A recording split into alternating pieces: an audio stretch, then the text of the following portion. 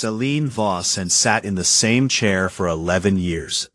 It was a tall chair made from pale stone that the Veth called sorvan, a material they claimed symbolized permanence and order.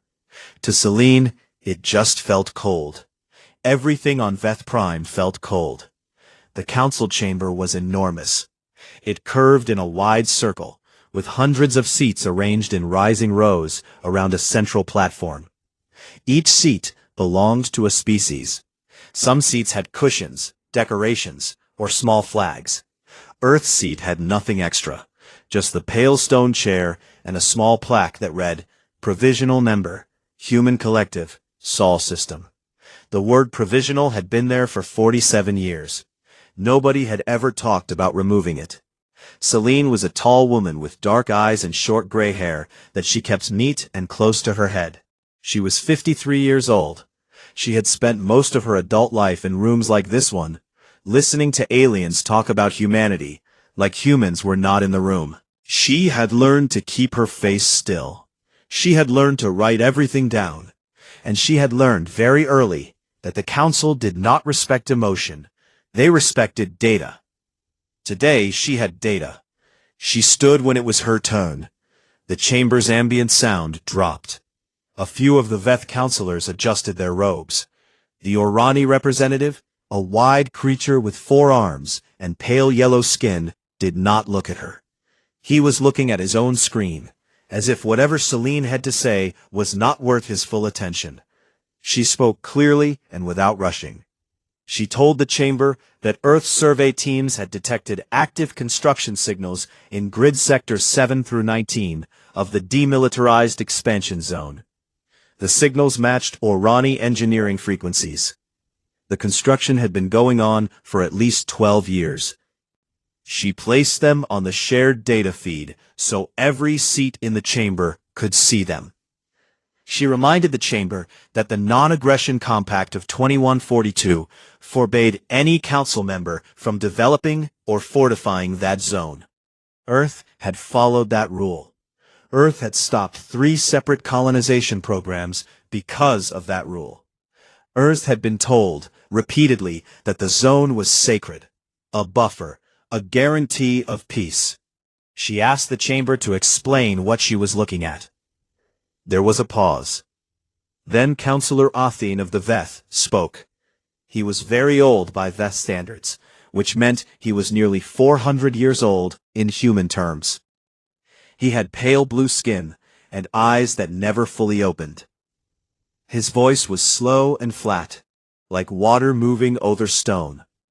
He said that the survey signals Celine had detected were the result of a council-approved environmental remediation project. He said the Orani had been contracted to remove hazardous material from the zone. He said this had all been documented and approved through the proper subcommittees. He said Earth's provisional status did not include a seat on those subcommittees, which was why humanity had not been informed. He said this all very calmly, as if he were explaining something to a child. Celine looked at him for a long moment. Then she looked at the Orani representative, who was still looking at his screen. Then she looked back at Athene and asked, quietly, why environmental remediation required 12 years of steel frame habitat construction, pressurized atmospheric domes, and the installation of long-range defensive emplacements. The chamber went quiet again. Athene said the matter was under review. He said Earth's concerns had been noted. He said the session would move on to other business. He pressed a small button on his console, and the shared data feed closed. Celine's records disappeared from every screen in the room. Just like that. She sat back down. She kept her face still. She wrote everything down. After the session ended, she walked through the long, pale corridors of the council building alone. Other species passed her. Sulkai soldiers in their dark armor, moving in pairs. Orani merchants talking quietly to each other. Small groups of junior Veth officials carrying stacks of data tablets. None of them spoke to her. Most of them did not look at her. Humanity was a provisional member. Provisional members were tolerated, not engaged. She stepped into her office and closed the door. It was a small room with a window that looked out over the capital city of Veth Prime. The city was beautiful in a cold way. All sharp angles and silver towers, perfectly organized, perfectly maintained, nothing out of place, nothing unexpected.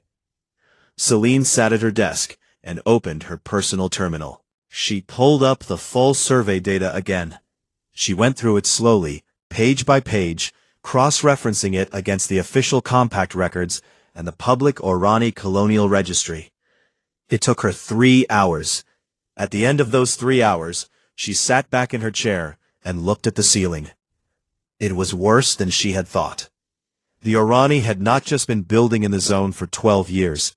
They had been building in the zone for 31 years. The early records had been buried under falsified environmental reports that all bore the approval signatures of 3 Veth subcommittees. The Council had not just looked away. The Council had helped cover it up. The compact that Earth had followed, the one that had stopped humanity from expanding into that zone, the one they had been told was the foundation of galactic peace, had never applied to anyone but Earth. They had written a cage and called it a treaty. And Earth had walked in and sat down. Celine thought about the 3 colonization programs that had been cancelled. She thought about the scientists and settlers who had been redirected, the ships that had been decommissioned, the resources that had been rerouted. She thought about every time she had stood in that chamber and defended humanity's commitment to the compact. She thought about how many times the Veth had nodded and called it encouraging progress for a young species. She pulled up a new message window. She opened an encrypted channel, the kind that did not route through Council networks, the kind that Earth's intelligence services had built and maintained quietly for the past 2 decades, just in case. She typed a short message. She read it once. Then she sent it. The message went to one address. It belonged to a woman named Dara Okeke, who held a rank that officially did not exist, running a program that was officially not happening. The message said, "They lied, all of them. Do what you need to do." Then Celine closed the terminal, folded her hands on the desk, and looked out the window at the perfect silver city. Somewhere out there, the galaxy was going about its business, completely unaware that something had just changed. She did not smile. She just waited. That was something humans were very good at. The message arrived at 0300 hours, deep in the dark of the Oort cloud, where no Council scanner had ever reached and no Veth satellite had ever pointed. Admiral Dara Okeke was already awake. She was always awake at 0300. Sleep, she had decided years ago, was something she could afford less of than time. She read the message once. She set down her coffee. She pressed a button on her console and said 2 words into the open channel. Begin activation. That was all it took. The galaxy thought it knew where humanity stood. The Council had spent 47 years making sure of it. They had watched Earth's official fleet registries, counted the ships, monitored the construction yards around Mars and the Moon, and calculated that humanity was at best a mid-tier military power, capable enough to defend its home system, too small to threaten anyone else. They had built their entire policy toward Earth on that calculation. They had never asked whether the calculation was correct. The answer was that it was not even close. Project Underlayer had started 22 years ago in the back rooms of Earth's Defense Coordination Council, after a quiet study concluded something that nobody wanted to say out loud. The Galactic Council was not a peacekeeping body. It was a management system. And humanity was being managed. The non-aggression compact, the provisional membership status, the restricted expansion zones, all of it was designed not to keep the peace, but to keep Earth contained, small, and dependent on Council goodwill. The study's final recommendation had been simple. Build, hide, wait. So they had. In the asteroid belts between Mars and Jupiter, hollowed-out rocks, the size of small moons, had been converted into shipyards. They had no external lights. They ran on contained fusion cores that produced no detectable emissions. The workers who built them had signed agreements that their families took seriously, because the agreements explained, in plain language, what would happen to humanity if the Council discovered what they were doing before they were ready. In the upper atmosphere of Saturn, massive construction platforms had been suspended in the gas layers, invisible to any scanner that was not already looking at exactly the right altitude with exactly the right frequency.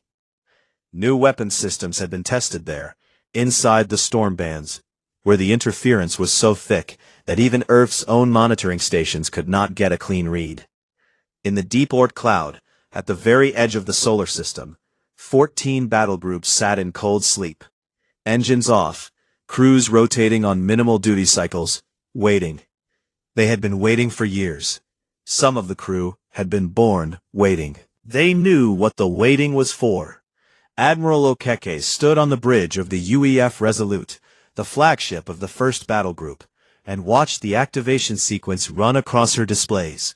One by one, then in clusters, then all at once, the ships of the underlayer fleet came online. Power cores lit up. Navigation systems ran their checks. Weapons batteries cycled through their readiness protocols. Across 14 battle groups spread through the dark edges of the solar system, over 200 warships woke up. They were not ships the galaxy had ever seen. The Council had been watching the wrong shipyards. The Mjolnir-class dreadnoughts were the largest. There were 9 of them. Each one was almost 3 kilometers long, built wide and heavy, with layered armor that the engineering teams had spent 15 years developing.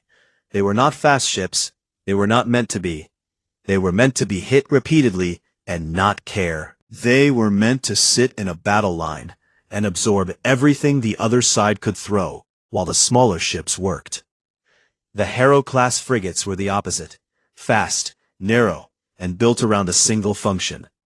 They carried autonomous combat platforms in their lower bays, small unmanned ships that could be launched in swarms and directed by a single operator. One Harrow-class frigate could fill 1,000 kilometers of space with coordinated fire in under 4 minutes. And then there were the underlayers support vessels, the intelligence ships, the long-range communication jammers, the medical carriers, the resupply platforms. An entire self-sustaining military infrastructure that had been built in secret and hidden in the dark for over 2 decades. Okeke watched it all come online, and felt something that was not quite pride, and not quite relief. It was closer to the feeling of finally putting down something very heavy, after carrying it for a very long time. She pulled up the target coordinates. The Orani installations, in the demilitarized expansion zone, were already mapped, had been mapped for years, by quiet survey drones that moved slow and silent through deep space, sending compressed data bursts back to Earth on frequencies the Council did not monitor. Every station, every defensive platform, every approach vector, every shift rotation schedule. Earth had done its homework.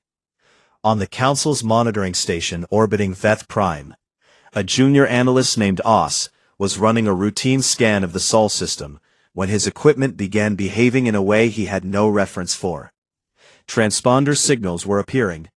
Not 1 or 2, not a fleet of 10 or 20. Hundreds of signals, blooming across the scan display like light through a cracked window, each one broadcasting full UEF military identification codes without any attempt at concealment.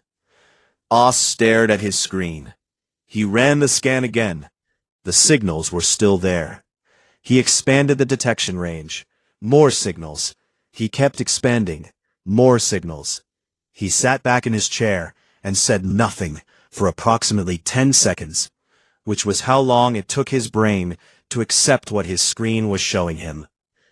Then he hit the emergency alert and started shouting. By that point, Admiral Okeke's fleets were already moving. The Oort cloud was emptying. Across the solar system, engines were burning, and navigation plots were locked. The underlayer was no longer hidden. It had never needed to stay hidden forever. It had only needed to stay hidden long enough. The first Orani station to receive a visitor that morning was Outpost Verith, a mid-sized habitat platform sitting in Grid Sector 11 of the Demilitarized Expansion Zone. It had been there for 19 years. It had a permanent population of about 4,000, administrators, engineers, security personnel, and their families. It had defensive turrets, a small patrol fleet of 12 ships, and a direct communication line to Orani Command. The patrol fleet was docked when the UES Harrow-class frigate dropped out of faster-than-light travel 14 kilometers off the station's port side. 6 seconds later, 3 more frigates appeared. Then a Mjolnir dreadnought materialized behind them, filling the station's external cameras with 3 kilometers of dark, armored hull. The station's commander sent an immediate challenge. "Who are you, and what is your business in this zone?" The response came back in clean, standard Orani trade language, spoken calmly by a voice that sounded like it had been awake for a while, and was not particularly impressed by anything. It said, "This zone is claimed by the United Earth Federation under the terms of the Non-Aggression Compact of 2142, which your government violated for 31 years with the knowledge and cooperation of the Galactic Council. You have 20 minutes to stand down your defensive systems and prepare for boarding. No one will be harmed. Resistance will be handled, but we would prefer not to. Your choice." The station commander sent 3 more challenges. Then he called Orani Command. Then he activated the defensive turrets. The Harrow frigates responded by releasing their autonomous platforms. The space around Outpost Verith filled with small, fast ships, moving in precise coordinated patterns. They hit every defensive turret simultaneously, not with explosive weapons, but with targeted electromagnetic pulses that burned out the fire control systems and left the physical structures intact. The turrets went dark. The patrol fleet, still docked, found that its hangar bay doors would not open. The jamming signal covering the station was surgical and total. The boarding teams came in through the station's main docking collar 6 minutes later. They were human soldiers in full combat gear, moving quickly and without any unnecessary noise. They secured the command center, the communication hub, and the power core in under 12 minutes. They did not fire a single shot. The Orani security personnel they encountered were directed to sit down and stay calm, which most of them did, because the alternative was not attractive, and the humans were very clearly not bluffing. The station's Orani flag came down. An Earth flag went up. Across the demilitarized zone, the same thing was happening at 17 other installations simultaneously. It had been planned that way. Every target hit at the same moment. No warning given, no window for Orani Command to coordinate a response before the first stations were already taken. By the time the Orani knew what was happening to Station 1, Stations 2 through 18 were already done. The operation took 4 hours and 11 minutes from first contact to last secured installation. 0 casualties on either side. On Veth Prime, the council chambers were not designed for chaos, but they were experiencing it anyway. Councilors were standing, talking over each other, demanding information from aides who did not have it. The Orani representative had gone from looking at his screen to staring at it with an expression that suggested everything on his screen was wrong, and he wished it would stop being wrong. Councillor Athene stood at the center platform and called for order 3 times before the room went quiet enough for him to speak. He said that what humanity had done was an illegal act of aggression. He said it violated galactic law. He said the Council would not tolerate it. He said Earth would stand down immediately or face consequences. Then, Earth's response came through the main chamber speakers. It was not Celine Voss's voice. It was a pre-recorded broadcast, already transmitting on every open Council frequency, in all 47 recognized languages of the galaxy, simultaneously, which meant that it was not only being heard in this chamber. It was being heard everywhere.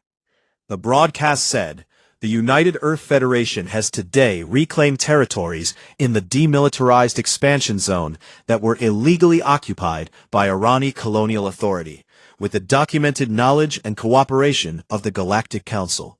Evidence of this conspiracy, including internal council communications, falsified remediation reports, and approval signatures from 3 VETH subcommittees, is attached to this transmission. Every member species of the Council, every independent world, and every media organization in the galaxy has received a copy. We have secured these territories with minimal force and 0 civilian casualties.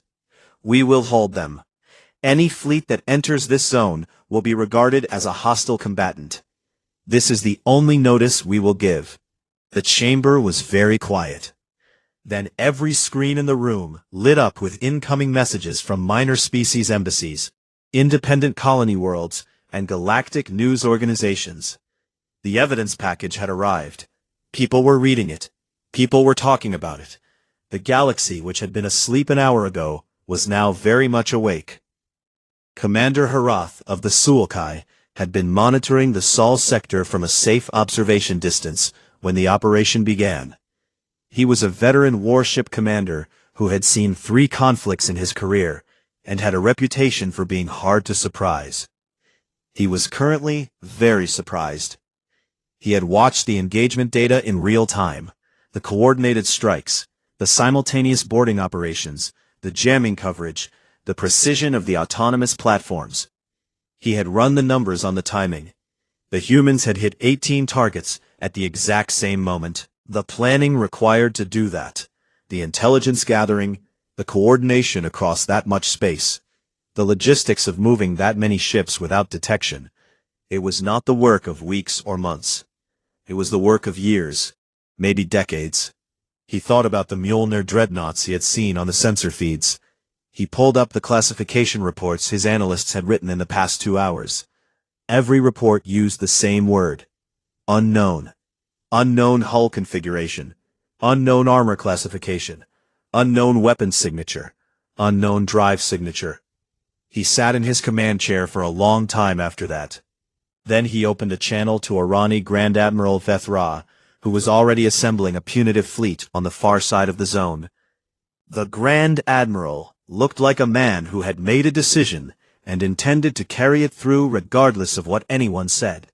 Wrath told him, plainly, that he had watched the operation and that he was advising against a military response until more was known about human capabilities. The Grand Admiral said that humanity had seized Orani property and that an answer was required. Wrath said he understood. He said he just wanted it noted, formally, that he had advised caution. The Grand Admiral said it was noted. Then he closed the channel and went back to assembling his fleet. Wrath looked out at the space in front of his ship for a long time after the channel closed. He thought about the humans. He thought about 22 years of silence, of building in the dark, of sitting in a chamber and smiling while the cage was being built around them. He had fought many enemies in his career. He had never fought one that patient. He was not sure he wanted to start now. Grand Admiral Veth-Ra had commanded the Orani fleet for 16 years, and in that time he had never lost a battle. He was large even by Orani standards, with broad shoulders and the kind of stillness that powerful people develop when they have spent enough years being obeyed. His ships were the finest the Orani Compact could produce. His crews were experienced, well-trained, and loyal. He had 340 warships under his command, gathered from 3 different sectors in the 20 hours since the zone seizure.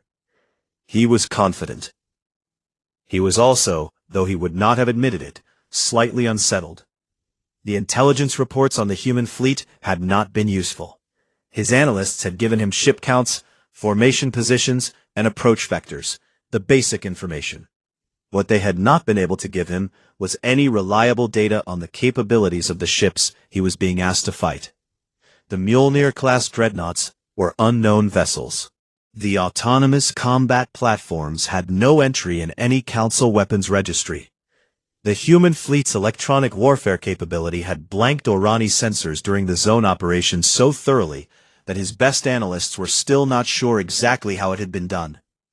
He had 340 ships with known capabilities against an unknown number of human vessels with unknown capabilities. He reminded himself that humanity was a young species, a provisional member. Their technology was necessarily inferior. That was simply the reality of things. Older species built better weapons. That was how it worked. He crossed into the demilitarized zone at the head of his fleet, and felt the familiar steadiness of command settle over him. Whatever was waiting, he had faced worse. Probably. What was waiting was Admiral Dara Okeke. She had positioned the 1st and 3rd battle groups in a wide defensive formation across the zone's central corridor, the most direct approach from Orani space, which her planners had identified as the most likely route for a punitive response 3 years ago when the contingency files were first written. 2 Mjolnir dreadnoughts anchored each end of the line. Between them, 47 Harrow-class frigates sat in staggered rows. Behind the entire formation, barely visible on sensors, kill drone clouds drifted in holding patterns, tens of thousands of autonomous platforms, cold and quiet, waiting to be directed.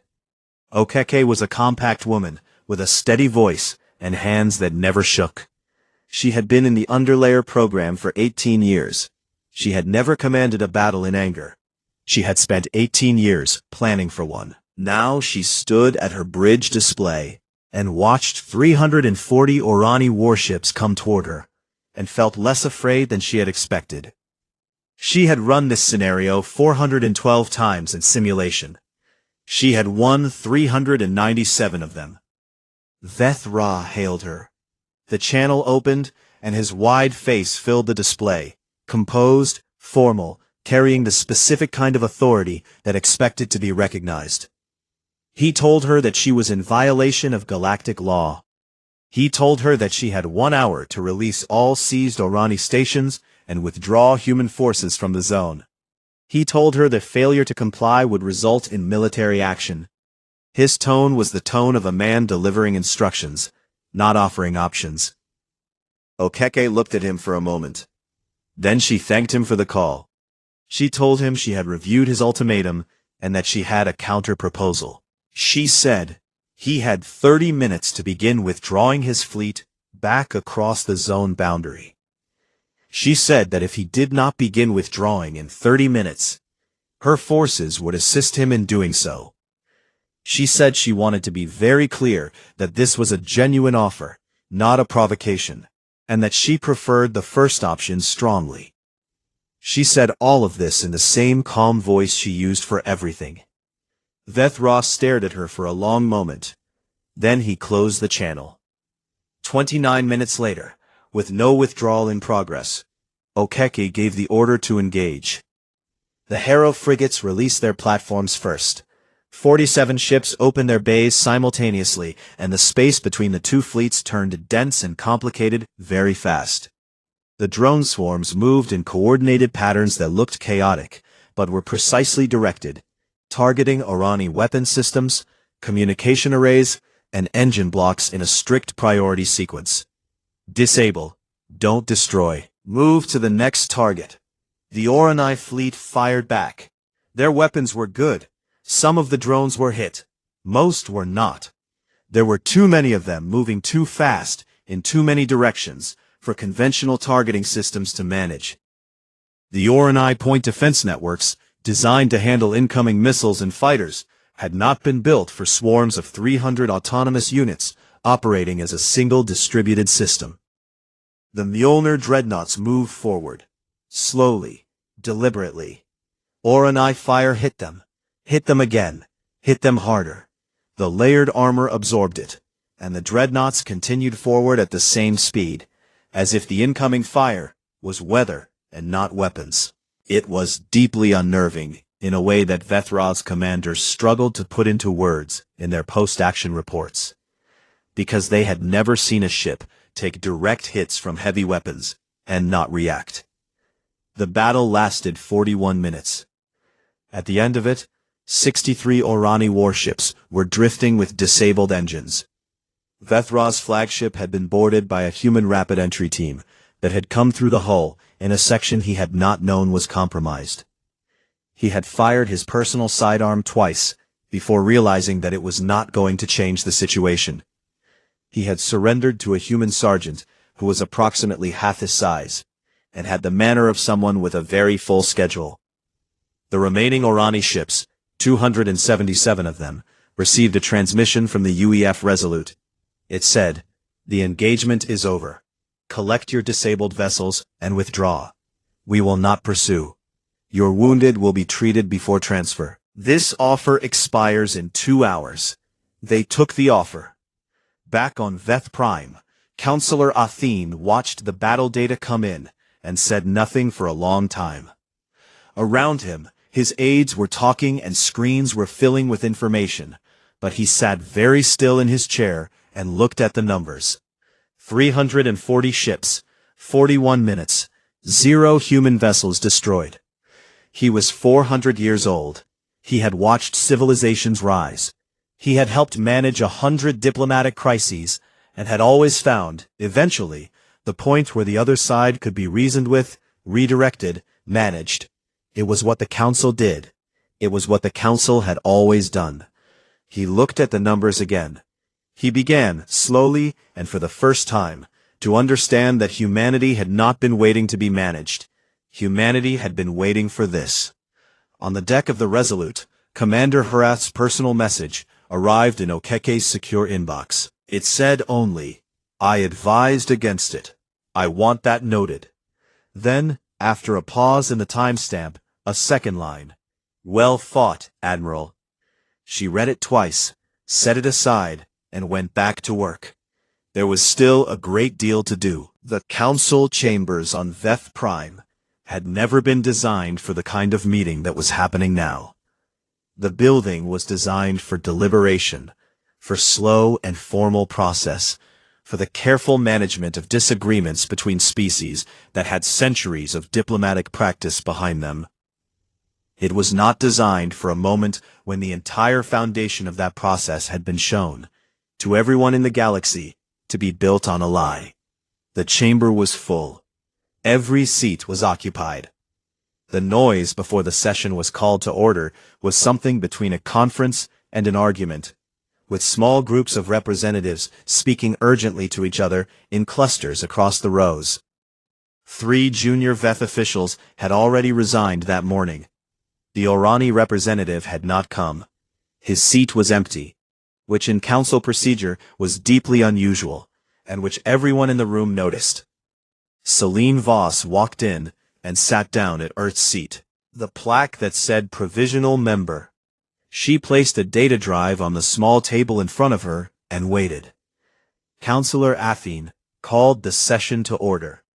He looked older than he had 2 days ago, which should not have been possible for a Veth of his age, but there it was. He said that the chamber was meeting in emergency session to address the events of the past 72 hours. He said the situation required a measured response, and that all parties should approach the discussion with the gravity it deserved. Then he looked at Celine and asked formally what Earth wanted. Celine stood up. She picked up the data drive and held it for a moment, and then she slid it across the table in Athene's direction. It spun slowly and stopped. She said it contained a new compact, written by Earth's legal and diplomatic teams over the past 3 years, which they had named the Honest Terms Agreement. She said it covered 4 things. First, full and unconditional membership for Earth in the Council, with all rights, voting access, and subcommittee seats that membership carried. Second, formal recognition of Earth's legal claim over all territories in the former demilitarized expansion zone. Third, an independent audit process for all existing Council treaties, conducted by representatives from non-Council worlds, to identify other cases where the same deception had been used. Fourth, a formal apology entered into the permanent Council record for 31 years of deliberate treaty violation against humanity. She said the terms were not negotiable. She said Earth was not interested in a counterproposal or a revised version. She said the drive contained the agreement exactly as it would be signed or not signed. She said the council had 72 hours to decide. Then she sat back down. The chamber erupted. There was no point trying to stop it immediately. He sat at the center platform and looked at the data drive sitting on the table in front of him, and thought about 400 years of political management, of careful control, of the slow and patient work of keeping every species in its place, and the whole system stable. He thought about the study he had read 40 years ago, a VEF internal document that he had personally approved, which had described humanity as manageable, emotionally volatile, technologically limited, and unlikely to pose a strategic threat within the next century. He thought about 340 Orani warships and 41 minutes. He picked up the data drive. Outside the council building, the galaxy had been watching. The evidence package that Earth had transmitted was everywhere now. Every news network in the known systems had been running it on a loop. The internal council communications, the falsified reports, the approval signatures, it was all there, clear and documented, and the galaxy was reading it carefully. 6 minor species had already issued formal statements saying they were requesting independent review of their own council agreements. 2 of them had explicitly cited humanity's action as the reason they felt safe enough to ask. A 7th species, the Keth of the Outer Reaches, had sent a direct private message to Earth's diplomatic office that simply said, "We have been waiting for someone to do this for a long time. Thank you." The Sulkai High Council met in closed session on the day after the battle and did not issue a public statement. Commander Harath, recalled from his observation post and asked to brief the High Council directly, told them everything he had seen. He showed them the battle data. He showed them the engagement timeline. He showed them the sensor records of the Mjolnir dreadnoughts absorbing direct hits from Orani heavy weapons at close range without reducing speed. He told the High Council that in his professional opinion, humanity had shown approximately 30% of its actual capability in the zone engagement. He said this not to alarm them, but because he believed in accurate information. The High Council went very quiet after that. They asked him what he recommended.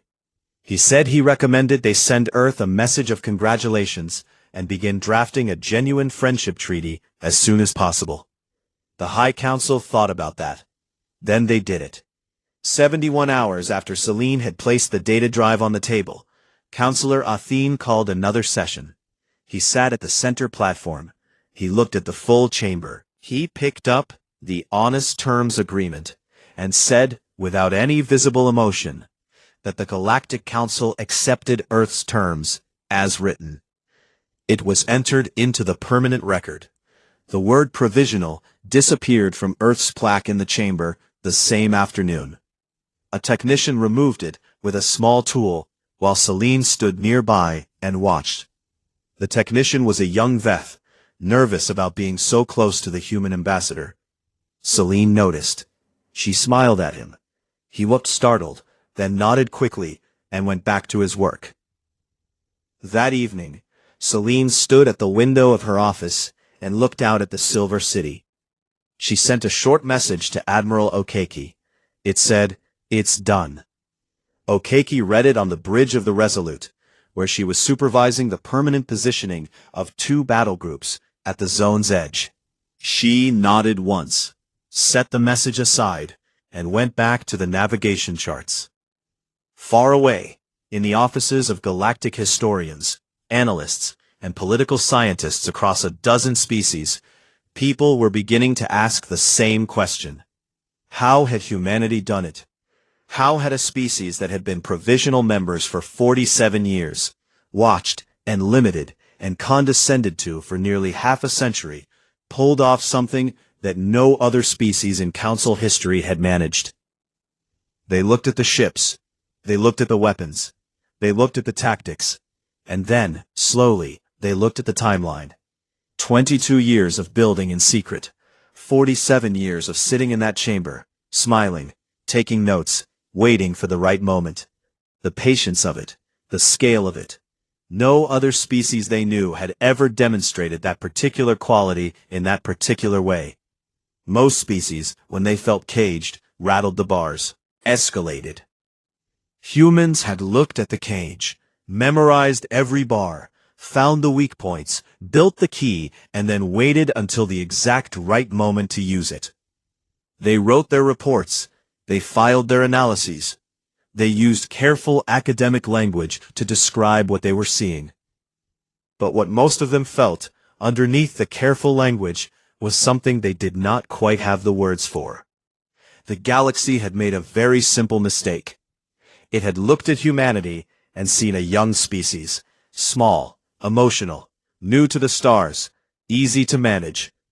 It had never stopped to ask what humanity was doing when no one was watching. It had never considered that the most patient creature in a room is rarely the most powerful one at the start.